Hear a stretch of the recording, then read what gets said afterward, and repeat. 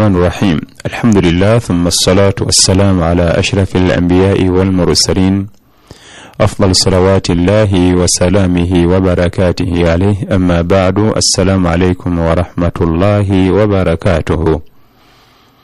Nze Imam Chino mu studios eza PAL FM 107 katonyeze mwenda ekula eri omuntu wa bulijjo.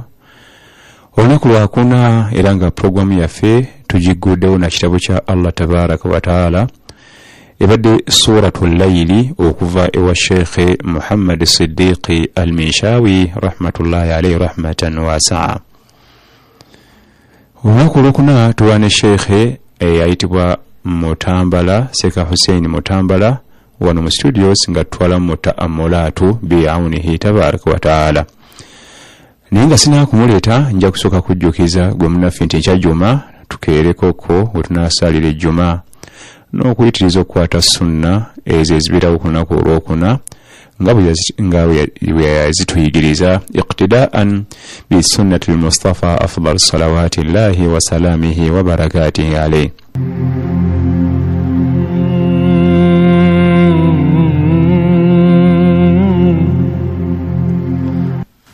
إن الحمد لله نحمده ونستعينه ونؤمن به ونتوكل عليه ونعوذ بالله من شرور أنفسنا وسيئات أعمالنا من يهده الله فلا مضل له ومن يضلله فلا هادي له ثم الصلاة والسلام على أشرف الأنبياء والمرسلين سيدنا محمد صلوات ربي وسلامه عليه وعلى آله وصحبه ومن والاه وبعد. السلام عليكم ورحمة الله وبركاته. إن الحمد لله نحمده ونستعينه ونؤمن به ونتوكل عليه ونعوذ بالله من شرور أنفسنا وسيئات أعمالنا من يهده الله فلا مضل له ومن يضلله فلا هادي له ثم الصلاة والسلام على هادي البشرية الجمعاء المبلغ رسالة ربه محمد بن عبد الله عليه أفضل الصلاة وأتم التسليم وعلى آله ومن سار على هديه إلى يوم الدين وبعد. السلام عليكم ورحمة الله وبركاته. قبل جو abawuliriza ba radio yaffe n'enganzi PAL FM obudde buno tuba tuli ku mpewo za PAL FM obudde bakadde baffe bwe batuwa era nga bwe batera okukola bulijjo mu ngeri y'okuyiga n'okweyigiriza ebifa ku ddiini yaffe. Okusooka kwa byonna amatenda amalungi ga Allah atenderezebwa nnyo olw'ebyengeri ebingi ebyo byagenda atutuusaako. Atutuusizaako ebyengeri ebingi mu wiiki ddala gye tuyiseemu, naye nga n'ekyengeri ekisingira ddala okubeera nga kiri waggulu w'ebyengera byonna kwe kubeera nga tukyali balamu ate nga tukyali basiraamu. Tusaba Allah subhanahu wa ta'ala asse ekisa ebyengera n'emirembe ku nabbi we Nabbi Muhammad sallallahu alayhi wa sallama. Oye yakola obutaweera okulaba nga atambuza eddiini eno okubeera nga agitutuusaako n'ene waffe gye tuli. Abalabe b'obusiraamu kiseera ekyo baafuba nnyo okulaba nga ebigambo omubaka Muhammad sallallahu alayhi wa sallama byaleese teri yabitwala, tebiina we bigenda bikome ku ye, naye nga wallahu mutimmu nurihi, Allah yakola okubeera nga ajjuza atuusa ekitangaala kye eky'eddiini eno wonna wayagala okuba nti nno kituuke. Alhamdulillah naffe eno gye tuli kirabika okuba nga kyatuuka. Tusaba Allah seekisa ebyengera n'emirembe ku nabbi we na ku buli yenna atambulira ku njigiriza ye ate era n'afaayo okulaba ng'enjigiriza ya eno tekoma ku ye yekka wabula etuuka ne ku oyo gwetannatuukako. Tujja kwebaza bakadde baffe management ya Paro FM wamu n'abakozi abagiddukanya olw'obutaweera okututuusaako pologulaamu zaayo ezijjuddemu n'okuyiga okuyigiriza ebikwatagana ku ddiini yaffe. Ne mu pologulaamu ezo mwe muli n'eno gye tulimu olwaleero ekwata ku kutunula, okwetegereza n'okwekenneenya amakulu agasangibwa mu ssuula zaffe zino ennyimpi.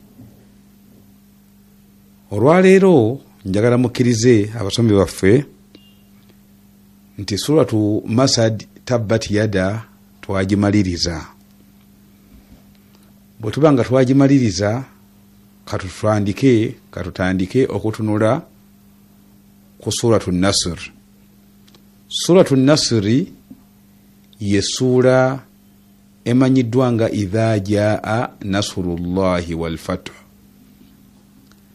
Eyo ssuula bagiyita suratu Nasr. Nga bulijjo bwe tuba tutandika essuula okugisoma tulina ebyokuyiga ebikulu ddala bye tusooka okutunulako oluvannyuma tusooke tuyingire mu makulu gaayo. Babiyita maalumaatu muhimma, ebyokuyiga ebikulu ennyo hawula suura, ebyetololera ku ssuula eno bye tuteekeddwa okusooka ogimanyaako. Ebyokuyiga bino ziri point 7. Senga oba ozirondodde bulungi n'oziyiga ziba zikuwa essuula wa weegenda okutambulira.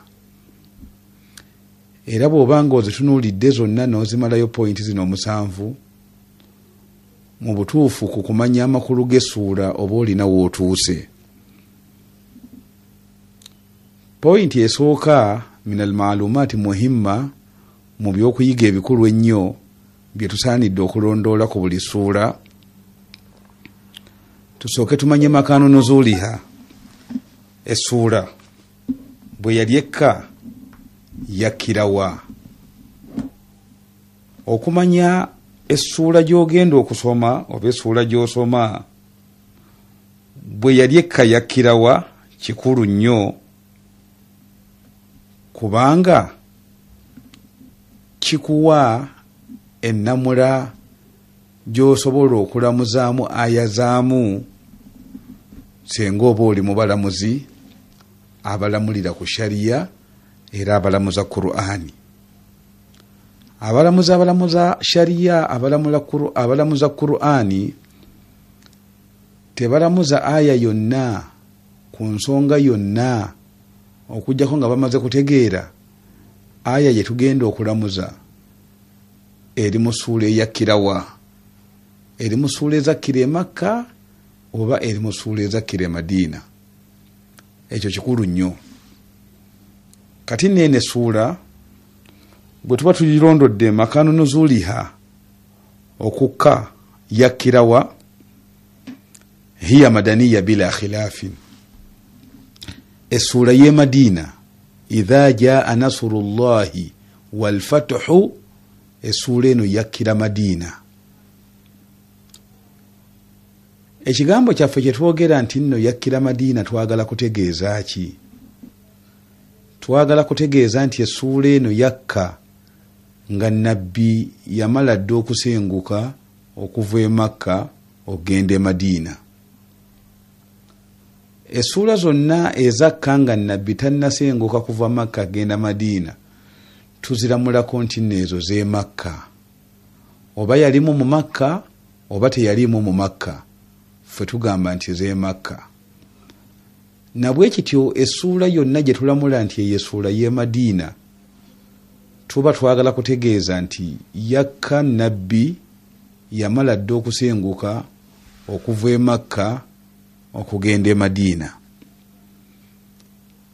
ate nene suratu Izaajah nasrullahi wal fathu bw'oba otunuulidde ebyayo weewuunya nyinza n'okugamba nti nno bisesa olw'ensonga essuula eno bagiramula nti yakkira Madiina naye nga mu butuufu yakkira mu bitundu by'e Makka. Ekifo kyennyini nabbi we yali mu bifo by'e Makka kubanga yali Minna. Nabbi yali Minna era yali ali mu hijjatul wida, yali akola hijja ey'akasiiburo era ng'ali Minna fi awsati ayami tashrik, yali mu masikkati g'ennaku z'okwanika ennyama. Amakulu ennaku z'okwanika ennyama lwe lw'e11, 12 ne 13 omwezi ogw'e12. Omubaka yali mu hijja, yali wakati mu Eminna kitundu mu bitundu by'e Makka era Eminna kyesudde kilomita nga 3 zokka okuva ku Kaaba okutuuka Eminna, ziringa kilomita 3 zokka. Kati omubaka sallallahu alayhi wasallam awo we yali essuula eno n'emukkako Izaajah nasrullahi wal fathu. Naye abamanyi essuula eno baagiteeka mu ssuula ezakkira e Madiina. Lwaki? Kubanga yakka nabbi yamala dde okusenguka okuva e Makka nadda e Madiina. Jjukira ti nabbi sallallahu alayhi wasallam bwe yasenguka okuva e Makka ogenda e Madiina, olw'abalabe be abaali bamuyigganya ennyo, yamala n'afuna amaanyi. Allah yamala n'afuna amaanyi n'amuggulirawo ekibuga Makka ne kibeera nga kati kiri mu mikono gye, kiri mu mikono gya Busiraamu. Nabbi yakitwala. Kati bwe yajja n'akola emikolo egy'e Makka hijja, essuula zonna ezaamusanganga ng'ali eno ffe tuziramula nti ezo z'e Madiina newankubadde nga zimusanze mu bitundu by'e Makka. Suratu Naswir Izaajah nasrullahi wal fathu, tubadde tulondoola makanu nuzuliha, ekifo essuula eno we yakkira. Tugambye nti nno hiya madaniya bila khilaafin, essuula eno y'e Madiina owatali njawukana wakati w'abamanyi.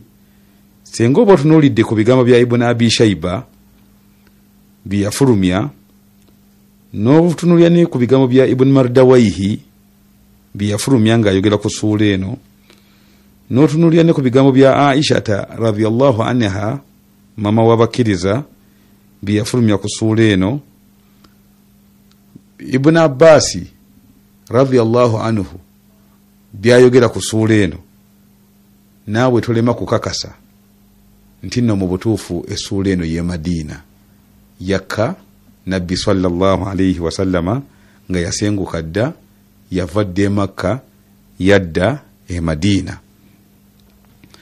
Ab'ebitiibwa pointi ey'okubiri, min almaalumaati muhimma, mu by'okuyiga ebikulu ennyo bye tusaanidde okusooka okumanya. Ekyokubiri, adadu ayatiha, omuwendo gwa aya zaayo. Suratu Nasr Izaajah nasrullahi wal fathu eyina aya mmeka? Essuula eno eri emu ku ssuula essatu mu Qur'ani yonna. Essuula eno eri emu ku ssuula essatu mu Qur'ani yonna ezirina aya essatu. Mu Qur'ani yonna tuyina essuula ssatu ezirina aya essatu. Jjukira nti omuwendo gwa aya ez'essatu gwe muwendo ogusookerwako okubeera omutono mu aya eziri mu ssuula z'omu Qur'ani. Mu Qur'ani tetuyinaayo ssuula ekka wansi wa aya 3. Tetuyinaayo ssuula ya aya 1, tetuyinaayo ssuula ya aya 2. Omuwendo ogusookerwako ogw'essuula omuwendo ogusookerwako ogwa aya eziri mu suura gwe guno omuwendo ogwa aya 3. kati nkugamba nti suratu Nasr idha jaa nasrullahi walfathu eina aya 3. eina aya 3 maada albasmala. eina aya 3 nga bisimillahi rrahmani rrahim tetugibaliddeko. era bulijjo nkugamba nti bisimillahi rrahmani rrahim eri waggulu wa buli suura mu Qur'ani. bisimillahi gyolaba waggulu wa buli suura la tuaddu ayatan min as-sura, tebarwanga aya yeto, tebarwanga aya ya kusuura kwoba ogirabye. wa innama hiya ayatu min al-Qur'ani mustaqilla, wabula eyo bisimillahi tugibalanga aya esangibwa mu Qur'ani nga yeetongodde. nazalat lilfasli baina suwari, ekyagisisa era ekyagireesa nga yeetongodde bwetyo kutwawulira yawulira wakati wa suura. tetwanditegedde nti suura gundi eweddeko kati tuyingidde mu suura ndala senga olulayini olwo terwaliwo.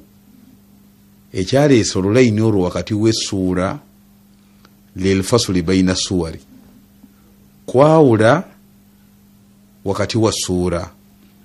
ekirala Allah yayagala omusomi yenna atandikire ku bisimillahi bw'abanga anaasoma Qur'ani, Allah ateeke baraka mu kusoma kwe.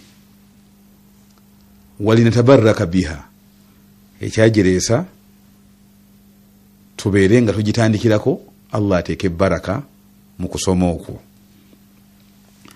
ab'ebitiibwa abampuliriza mbagambye nti ene suura ina aya 3 era yemu ku suura 3 eziri mu Qur'ani ezirina aya 3 ne suura ezo eziri mu Qur'ani ezirina aya 3 ze zino: suratu Nasr gye tuliko erina aya 3, essuula endala suratu Kawthar inna a'tainaka al-kawthar erina aya 3, essuula endala suratu al-asr wal asr innal insana lafi khusr, yo naye essuula erina aya 3. kati nno mu byokuyiga ebikulu ennyo byetusaanidde okulondoola ku ssuula ng'eno gye tutandise okusoma, okumanya omuwendo gwa aya zaayo. abalabe baffe ab'obusiraamu, ab'obusiraamu aba bayiganya obusiraamu bakwata amakubo mangi okwagala okufootola oba okukkakkanya kye bayita eddiini ya Allah. ne mu makubo amangi ge tulina okubeera nti nno tubeera beeteefuteefu era tubeera bazuukufu okumanya we bagenda okuyita.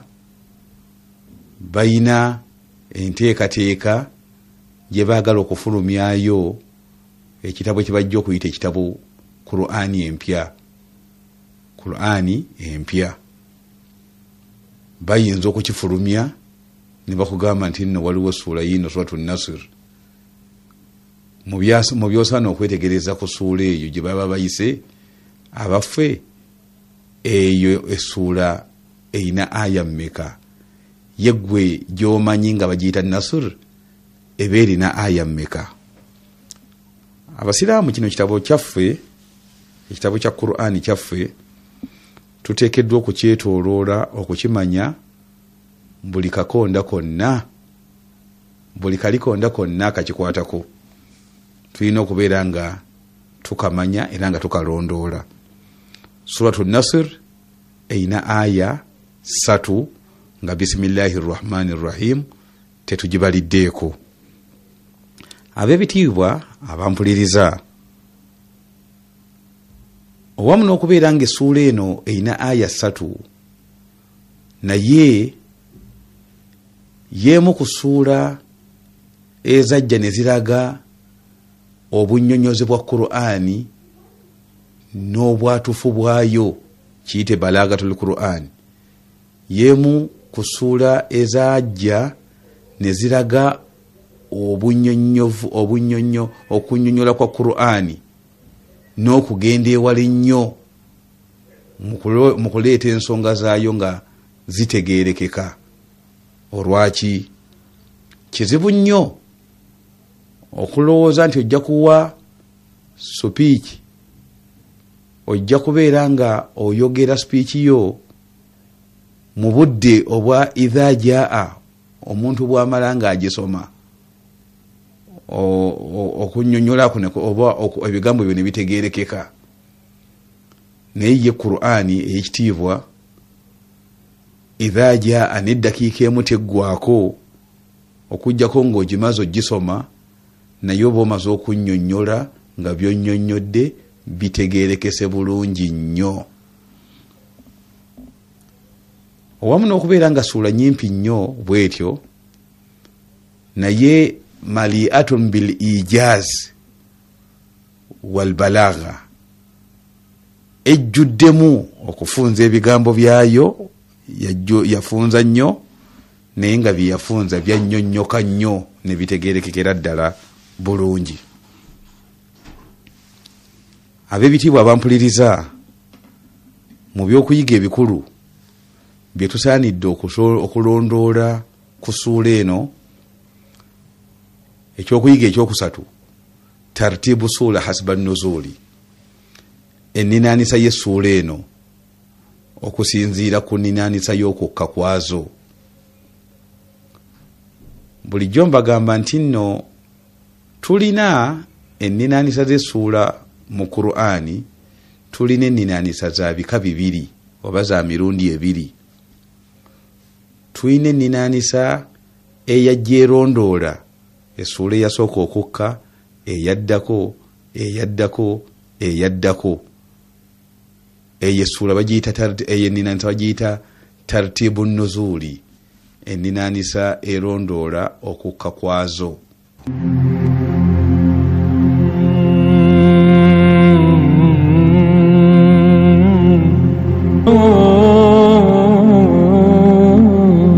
Ne tubeera n'enninaanisa eyajja eyalondoola ensomwa yaazo, tartibu tilaawa, enninaanisa eyalondoola ensoma ya Qur'ani era ensomwa yaayo.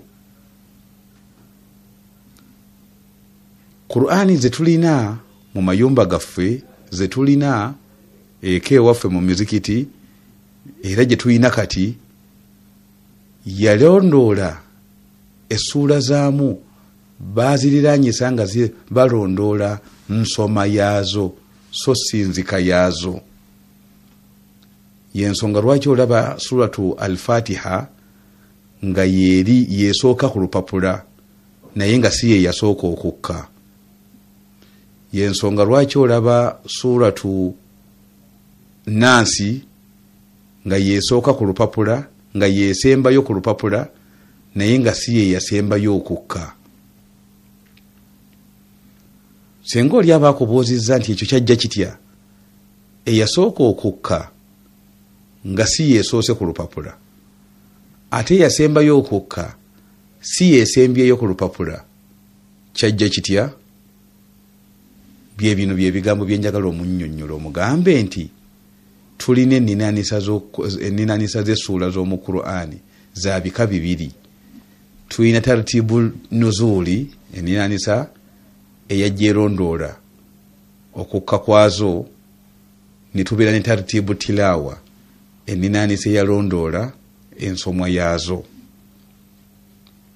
Kati nno essuula eno Izaajah nasrullahi wal fatuhu, bwe tuba nga gye tuliko okwagala okumanya enninaanisa yaayo okusinziira ku kukka kwazo, tugamba nti hiya akhiru ma nazala min al-Qur'ani, eno essuula yeesemberayo ddala mu ssuula zonna ezakka ku nabbi sallallahu alaihi wasallama okuva mu Qur'ani eno gye tulimu olwaleero.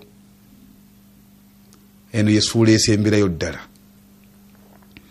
era nkugamba nti oyinza okufuna ebigambo by'abamanyi nga boogera ku ssuula eyasembayo okukka mu Qur'ani, bajja kuwa ebigambo bya mirundi 3. Omanyi ate bwe tuba tulondoola essuula eyasembayo okukka mu Qur'ani, tujawulira ddala ne aya eyasembayo okukka mu Qur'ani.